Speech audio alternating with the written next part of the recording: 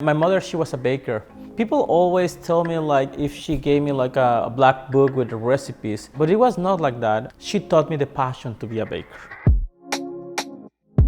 Well, La Panaderia, it's kind of my life. My brother and I, we had a dream to come here to San Antonio and open a bakery.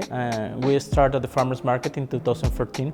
We bake overnight and then we went to the farmers market and we were sold out. And then we were sold out 6 months in a row. We opened our first brick and mortar in 2014.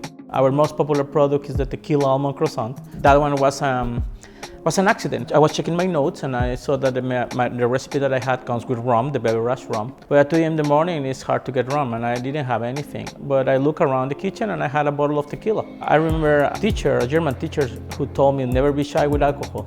And I did, just pour everything. And it worked out. Next day it was the top seller. And that's part of my job, is looking for that inspiration in the community, in every single day, in every single thing that I do, I try to look for that inspiration and suddenly it comes. Our t-shirt says this Save Cultura. And part of it is because that's our legacy. Our legacy is to preserve those pan dulces, those breads, and keep going for the future. We want to elevate our cuisine to the maximum level possible. It's a complex process and we try to go deeper and we try to make it as it was made 100 years ago. Which is the difference between mix and blend? Mix is when you put some things together and you just put it together, but there are still those things. A blend is when you put those things together and you blend them and you create a new particle.